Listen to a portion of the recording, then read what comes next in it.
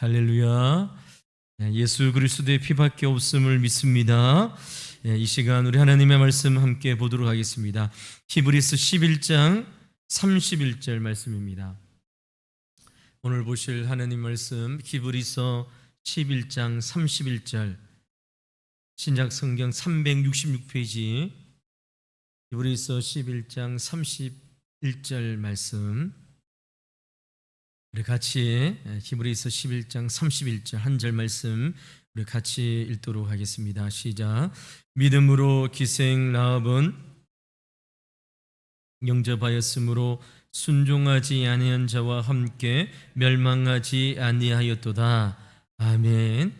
오늘 본문의 말씀을 가지고 함께 멸망하지 않은 라합의 믿음, 함께 멸망하지 않은 라합의 믿음이라는 제목으로 하나님의 말씀을 전가하도록 하겠습니다.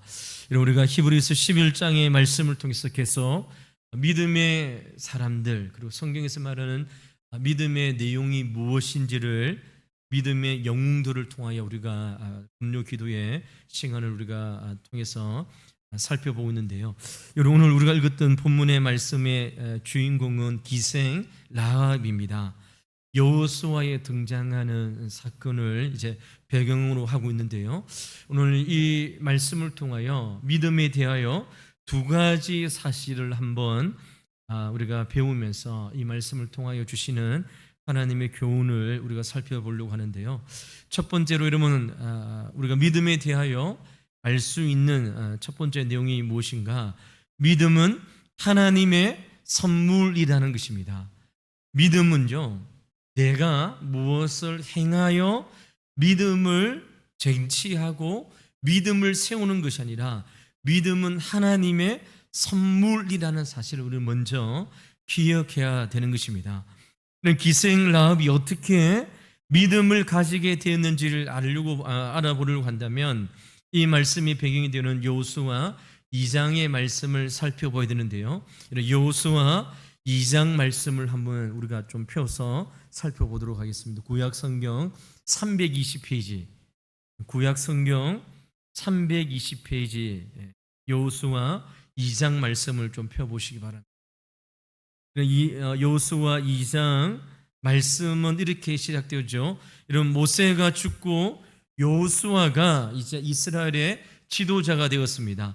여호수아가 지도자가 되었을 때에 제일 먼저 시딤이라는 지역에서 정탐꾼을 2명을 보내어서 여리고 성을 이제 정탐하고 오라고 2명의 정탐꾼을 보냅니다. 그래서 여호수아 2장 1절의 말씀에 보면 눈의 아들 여호수아가 시딤에서 2사람을 정탐꾼으로 보내어 이르되 가서 그 땅과 여리고를 엿보라 하며 그들이 가서 라합이라 하는 기생의 집에 들어가서 거기서 유숙하더니라고 시작하고 있습니다. 여러분, 하나님의 명령을 받은 2명의 정탐꾼이 시딤에서 여리고성 안으로 이제 들어가게 되어집니다. 그들은 이후에 2절과 3절의 말씀 쭉 읽어보면 이런 그들의 정체가 발각이 되어서 체포될 위기에 놓여지게 되어지는 것이죠. 어떤 사람이, 여러분, 이스라엘 사람 정탐꾼 2사람이 기생 라합의 집에 들어와서 유숙하고 있다는 것을 여러분 여리고 왕에게 이제 알려주는 것이죠. 이러한 절명의 위기 가운데에 이런 기생 라합이 어떻게 상황을, 또 어떻게 이 일들에 대한 행동을 하게 되었는가를 우리가 살펴볼 필요가 있는데요. 이때 기생 라합은 이런 정탐꾼을 우리 집에 들어왔다는 사실을 이제 알려주고 상급을 받고 출세하는 것이 훨씬 현실적인 상황과 판단입니다. 여러분, 아직 이스라엘 백성들이 오지 않았습니다. 2명의 정탐꾼, 그리고 여러분 2명의 정탐꾼이 여리고 왕에게 보고함으로 여러분 모든 것이 탄로 났잖아요. 기생 라합쯤에 정탐꾼이 들어와 있다는 것을 다 알고 있는 상황입니다. 기생 라합은 이때에 이런 정탐관 2명이 우리 집에 있다는 것을 밀고함으로 포상을 받든지 많은 어떤 대우를 받는 것이 현실적으로 선택할 수 있는 가장 좋은 방법인 것이죠. 그런데 여러분, 기생 라합은 이스라엘 정탐꾼에게 이렇게 이야기합니다. 여호수아 2장 10절 말씀을 한번 보시기 바랍니다.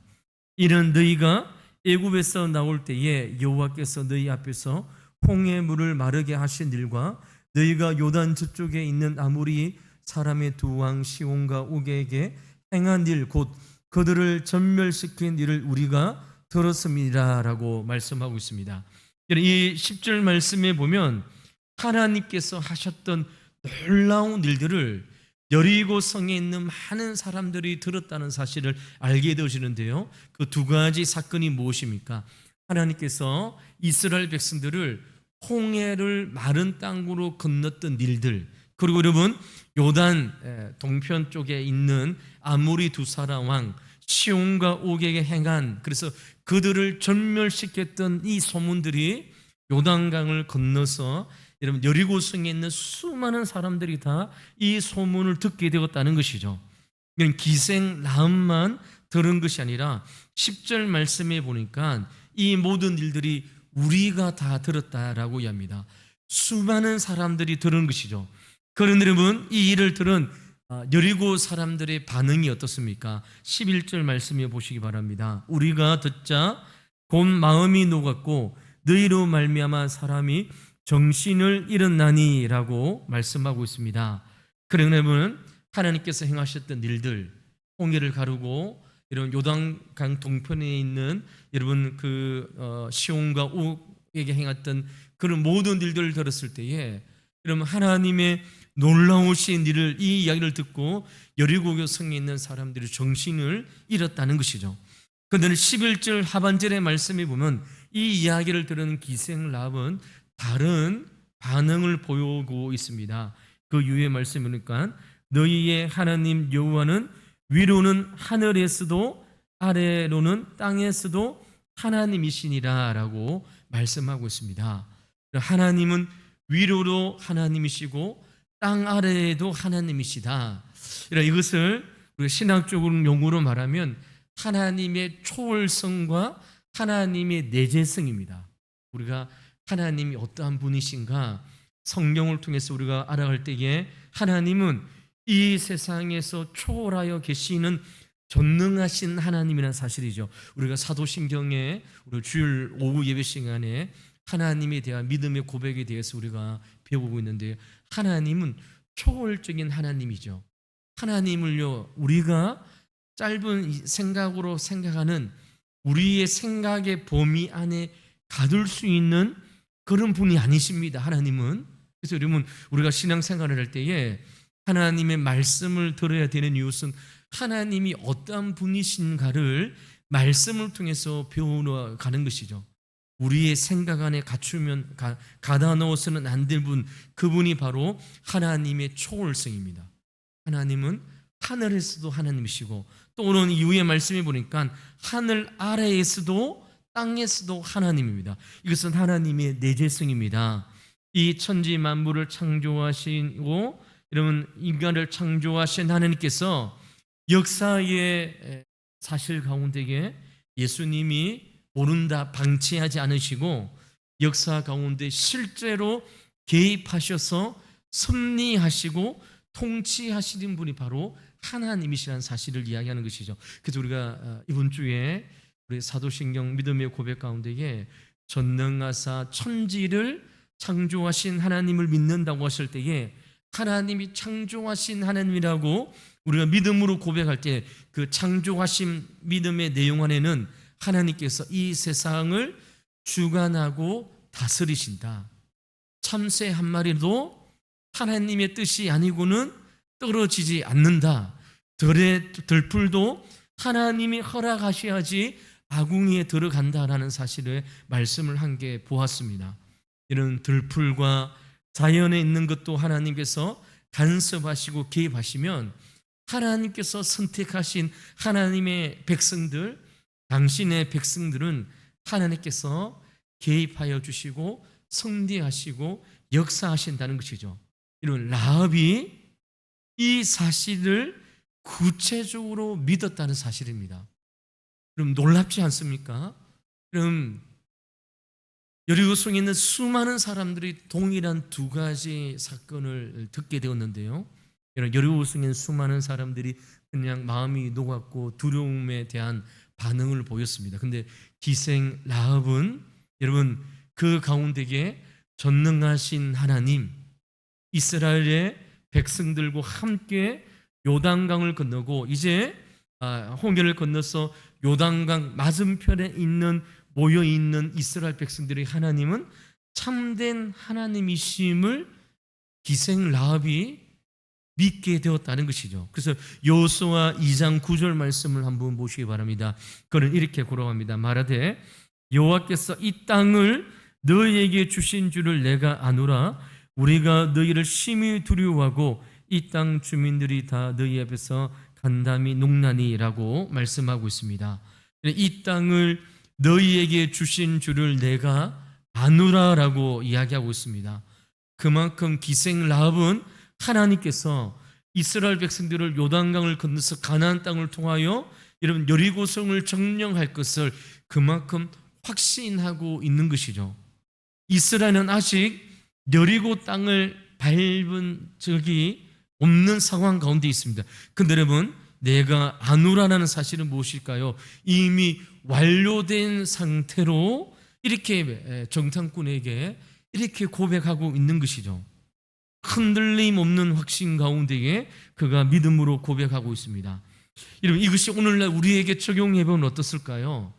천국에 아직 들어가지 않았는데도 불구하고 이 세상에서 마치 천국에 들어간 것처럼 확신과 믿음 가운데 살아가는 것, 그것이 오늘 이 기생 라합이 가지고 있던 믿음이었습니다. 이스라엘 백성들이 들어오지 않았지만 하나님께서 이 땅을 너희들에게 반드시 줄 줄 내가 다 아노라, 이미 주었다라고 이야기하고 있는 것이죠. 그렇다면 사랑하는 성도 여러분, 이점에서 우리가 이 말씀을 한번 정리해 봐야 됩니다. 기생 라합은 어떻게 이 사실을, 이 믿음의 고백을 흔들리지 않고 확고하게 하고 있는가 하는 것이죠. 여러분 이 정탐꾼을 숨겨줬다는 것을 들키면 자기도 죽고 자기 식구들도 죽고 모든 사람들이 연루되었던 사람들이 이런 정탐꾼과 간첩을 숨겨줬기 때문에 모두 다 죽게 되십니다. 그 죽음의 위기를 여러분 이겨나가고 정탐꾼에 대하여 하나님에 대하여 올바른 믿음의 고백을 하고 있다는 것이죠. 여러분 어떻게 기생 라합 이방 여인이 이렇게 하나님에 대하여 믿음으로 고백할 수 있을까요? 기생 라합이 생각이 우리보다 뛰어날까요? 그렇지 않겠죠. 아무리 이 본문을 생각해 봐도 기생 라합의 믿음은 하나님께서 주신 선물이라는 사실을 우리가 생각할 수 있는 것입니다. 기생 라합이 믿고 싶어서 믿은 것이 아니라는 것이죠. 하나님께서 그 하나님의 일들을 듣는 여리고성에 있는 수많은 사람들 가운데에게 이런 기생 라합을 통하여 말씀을 들을 때에 하나님께서 믿음으로 선물로 주셨다는 것입니다. 그래서 우리는 이 말씀을 통해 두 가지를 우리는 기억합니다. 사람들이, 성도들이 믿음이 어떻게 시작되어지느냐, 그것은 여러분 하나님의 말씀을 들을 때에 믿음이 생기게 되어진다는 것이죠. 로마서 10장 17절 말씀입니다. 그러므로 믿음은 들음에서 나며 들음은 그리스도의 말씀으로 말미암는디라 라고 사도 바울이 이야기하고 있습니다. 그러니까 구약 성경과 신약 성경을 통하여 사람이 믿음이 생기는 것은 하나님의 말씀을 들을 때에 놀라운 믿음이 생겨지게 되어진다는 것이죠. 그럼 믿음은 기적을 보고 믿음이 생긴다 말하지 않습니다. 그럼 구약 성경을 통해서 이스라엘 백성들이 하나님의 기적을 경험했잖아요. 홍해가 마른 땅으로 건넜던 기적을 경험한 자입니다. 그럼 광야에서 마른 하늘에서 만나를, 또 이런 바위에서 샘물이 솟아나는 물을 마셨던 기적을 경험했던 이스라엘 백성들입니다. 근데 여러분 성경은 기적을 보면 믿음이 생긴다 말하지 않고 신구약 모든 성경을 통해서 믿음은 하나님의 말씀을 들을 때에 믿음이 생겨지게 되어진다라고 이야기하는 것이죠. 그리고 여러분, 하나님의 말씀을 들을 때에 이 말씀을 믿게 하시는 분은 내가 아니라 하나님이라는 사실을 기생 라합의 사건을 통해서 우리는 알 수 있는 것입니다. 이방 여인인 라합이 믿음이 있어서 그 믿음을 가지고 이러한 선택을 한 것이 아니라 하나님의 전적인 은혜로 말미암아 하나님에 대한 이야기를 들을 때에 하나님의 사랑과 하나님의 능력의 결과로 이러한 선택을 하게 되었음을 우리에게 말씀하고 있는 것이죠. 그래서 에베소서 2장 8절과 9절 말씀에 이렇게 기록하고 있습니다. 너희는 그 은혜에 의하여 믿음으로 말미암아 구원을 받았으니 이것은 너희에게서 난 것이 아니요 하나님의 선물이라 행위에 난 것이 아니니 이는 누구든지 자랑하지 못하게 함이리라 라고 말씀하고 있습니다. 여러분, 믿음은 우리가 노력하여 무엇을 쟁취하거나 따는 것이 아닙니다.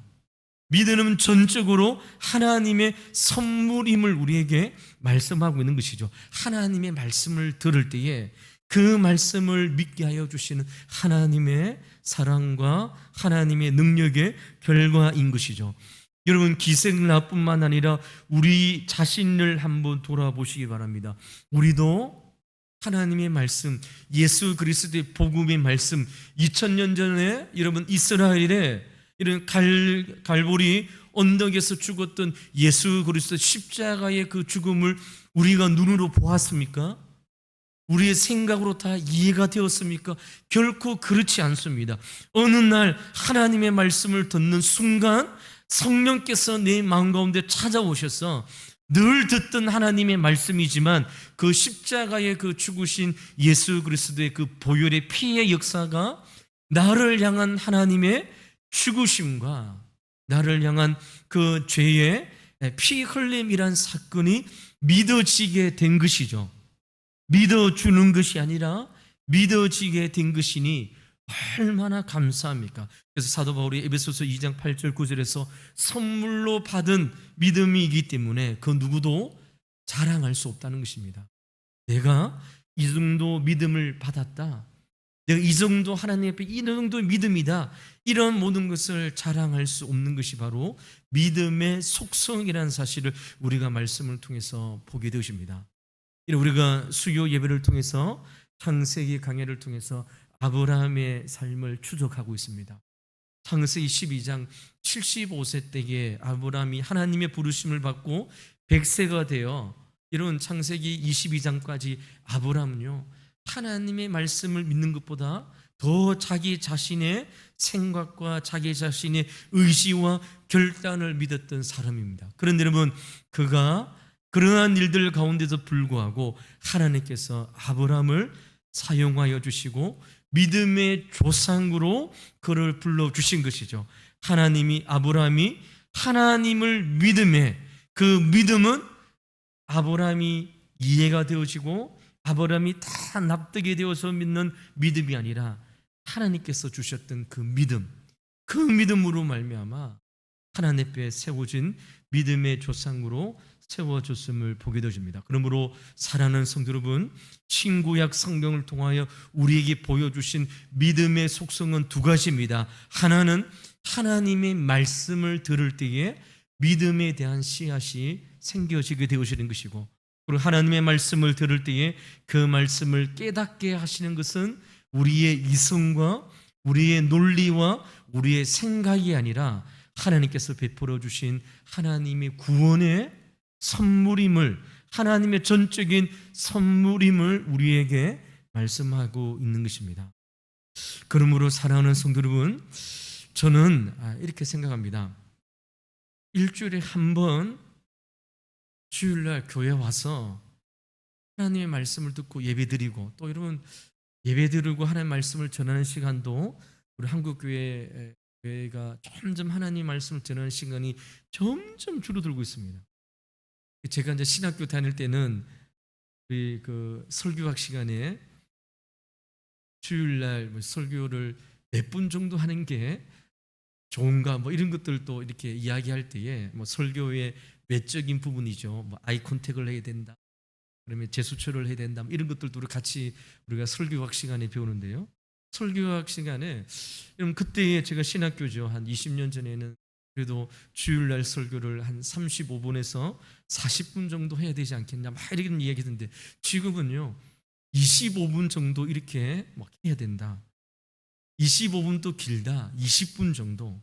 제가 전에 그 사역했던 교회 노예 자님이 여전도 헌신 예배 왔는데 설교 10분 하고 내려가시더라고요. 그래서 오후 예배 때 막 이렇게 여전도 헌신 예배 드리는데 강사 목사님 오셔가지고 설교 시작하겠습니다 하고 내려가겠습니다. 10분 하고 이제 내려가시더라고요. 그만큼 예배에 하나님 말씀을 듣는 시간이 점점 줄어들고 있습니다.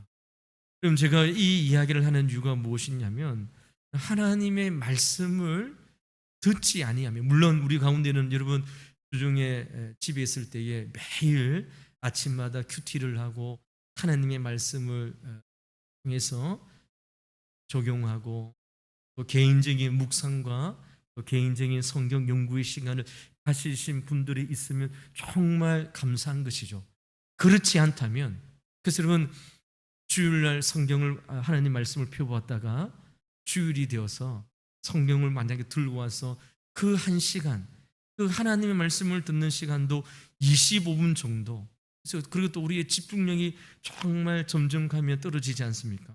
그 시간을 통하여 우리의 믿음이 성장할 수 없다는 것이죠. 저는 목회를 하면서 이러한 확신 가운데 있습니다. 믿음이 성장하기 위해서는 반드시 하나님의 말씀을 들어야 된다. 새벽에 나와서도 하나님 말씀을 듣고 수요 예배, 금요 예배 또 여러분 주일날 나와서 하나님의 말씀을 들을 때에 생명의 말씀이 들을 때에 그 말씀을 통하여 하나님께서 성령께서 깨닫게 하여 주심으로 믿음이라는 귀한 하나님의 선물과 하나님의 역사가 우리 가운데 우리의 삶 가운데에 일어나게 되어지는 것이죠. 그래서 여러분 오늘 기생 라합처럼 여러분 정탐꾼을 고발하고 여러분 그것을 선택하는 게 더 좋은 방법이잖아요. 그럼에도 불구하고 정탐꾼을 숨겨줌으로 여러분 히브리서 오늘 본문의 말씀처럼 여러분 여리고성이 멸망할 때에 함께 멸망하지 않고 살아남은 믿음의 모습으로 하나님 앞에 서 있는 모습을 우리에게 보여주고 있는 것이죠. 사랑하는 성도 여러분, 우리 왕독의 우리 모든 성도님들은 하나님의 말씀을 사모함으로 하나님의 말씀을 날마다 상고하고 하나님의 말씀을 듣기를 사모하고 그러면 우리 왕독의 모든 교육자를 위해서 기도할 때마다 그러면 하나님의 말씀을 담대히 증거할 수 있도록 예수 그리스도의 복음을 힘있게 전할 수 있는 우리 강단의 사역이 될 수 있도록 기도해 주시기를 바랍니다. 그래서 여러분 우리 주일학교 영화부부터 청년부, 장년부 이래까지 여러분 하나님의 말씀을 통하여 성도들이 하나님의 말씀을 듣고 그 심령 가운데에 생명의 열매 하나님께 기뻐하시는 믿음의 열매를 맺어가는 왕독의 모든 심령들 되시기를 주 이름으로 간절히 축원을 드립니다. 두 번째로는 오늘 본문의 말씀을 통하여 알게 되어지는 기생 라합의 모습을 통해 보여주는 믿음의 교훈이 무엇일까요? 믿음은 반드시 행함으로 증명되어야 된다는 것입니다.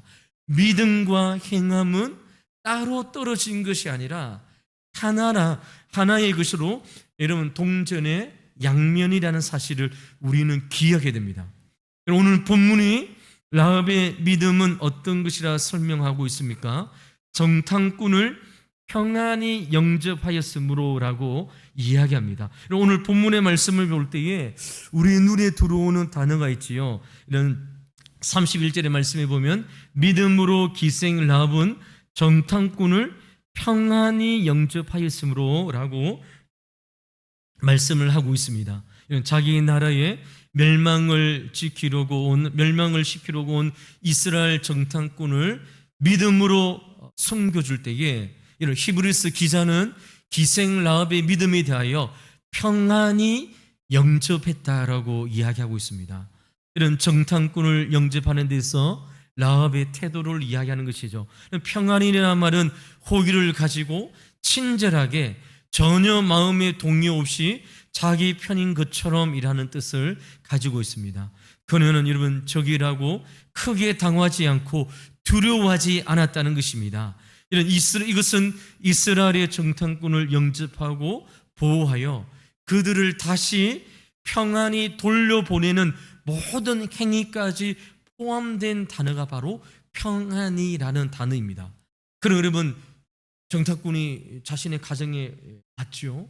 그리고 여러분 이 정탐꾼의 소식을 들은 여리고 왕이 이 사람을 잡기 위하여 그의 가정으로 들어왔습니다. 이런 일련의 모든 가정 가운데에 기생 라합은 평안히 이 두 정탐꾼을 다시 돌려보내는 일 모든 일들까지 그는 믿음으로 하나님께서 주신 은혜로 하나님께서 주신 믿음으로 이 일들을 하고 있다는 사실을 우리는 보게 되십니다.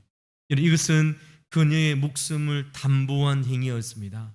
우리가 앞에서 살펴봤던 것처럼 이스라엘의 정탐꾼을 숨겨준 것이 발각이 되어지면 기생 라합은 민족의 반역자로 처형이 되어집니다. 그뿐만 아니라 가족도 큰 위험 가운데에 놓이게 되어지는 것이죠. 그럼에도 불구하고 기생 라합은 평안히 이런 두 정탐꾼을 받아들였을 뿐만 아니라 그 두 정탐꾼을 돌려보내는, 그래서 믿음을 행함으로 증거하는 일 가운데에 보여주신 것이죠. 이런 야고보서는 이러한 기생 라합의 이 믿음에 대한 말씀의 행동에 대하여 야고보서 2장 25절과 26절 말씀을 통하여 이렇게 기록하고 있습니다. 또 이와 같이 기생 라합이 사자들을 대접하여 다른 길로 나가게 할 때에 행함으로 어렵다 하심을 받은 것이 아니냐. 영혼 없는 몸이 죽은 것 같이 행함이 없는 믿음은 죽은 것이니라 라고 이야기하고 있습니다. 지금 히브리서 기자와 야고보를 기록했던 야고도 기생 라합의 이 행동에 대하여 믿음을 소유한 자, 하나님께서 하나님의 말씀을 통하여 믿음으로 선물로 주셨지만 그 믿음은 반드시 순종함으로 드러난다는 것입니다. 믿음과 그러면 행함은 따로 떨어질 수 없는 하나의 요소라는 사실을 우리에게 말씀을 보여주시는 것이죠. 기생 라합은 행함을 통해 자신의 믿음을 증거했습니다. 기생 라합은 하나님의 말씀에 순종함으로 하나님께서 선물로 주셨던 믿음, 나 믿음을 소유하고 있다, 이 믿음의 소유를 순종함으로 증명해낸 것입니다.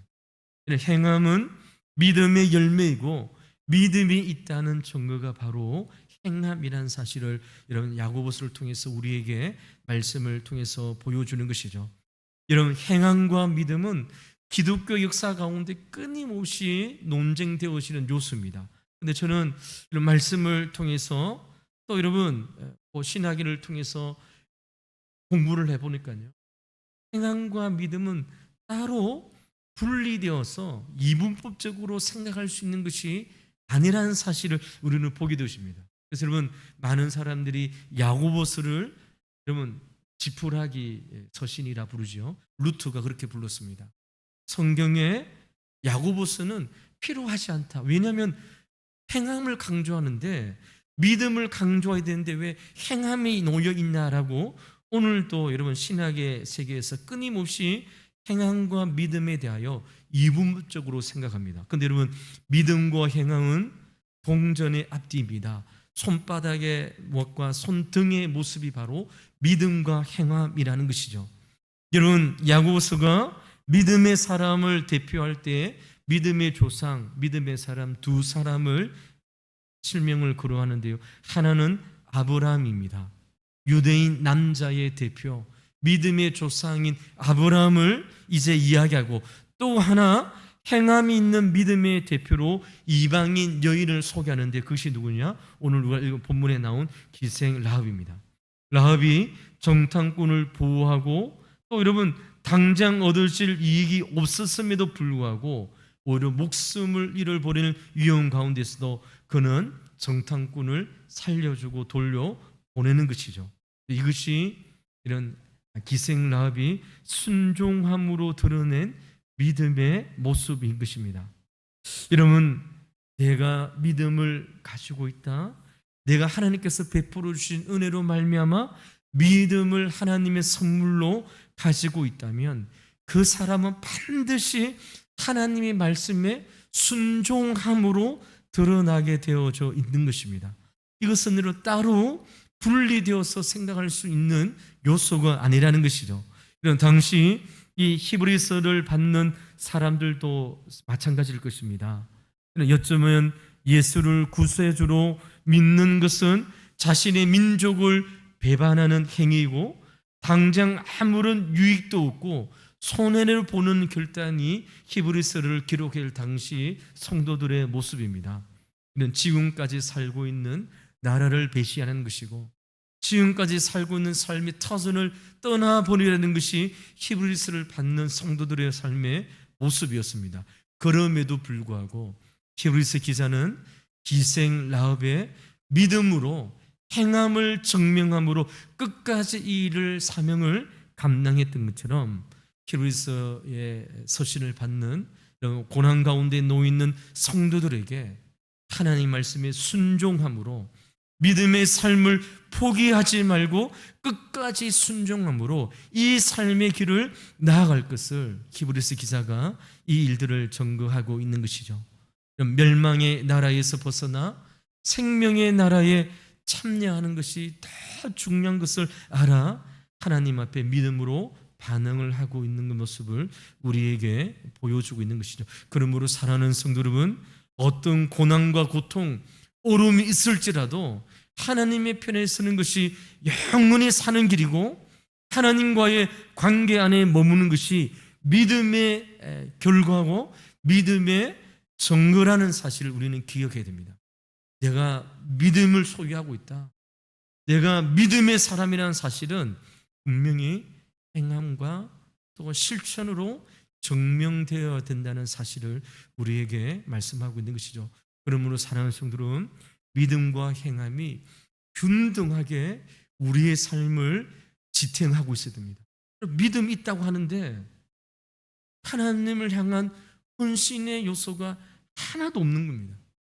계속 나는 하나님께서 하나님을 위한 절대적인 믿음을 소유하고 있어. 그런데 주님을 위한 헌신의 삶에 순종의 모습이 없음에도 불구하고 계속 자기 자신을 이렇게 평가하고 있는 것이죠.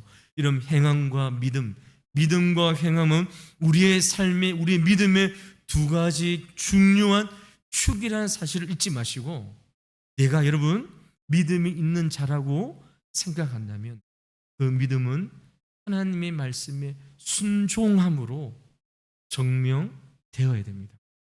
우리 왕도교회 모든 성도님들이 이런 내가 하나님으로부터 큰 믿음을 은혜를 경험했다고 한다면 그 믿음은 반드시 우리 공동체를 세우고 우리가 속해 있는 성교회를 세우고 내가 속해 있는 여러분 모든 믿음의 공동체를 세워야 된다는 사실을 오늘 성경 우리에게 말씀하고 있는 것이죠.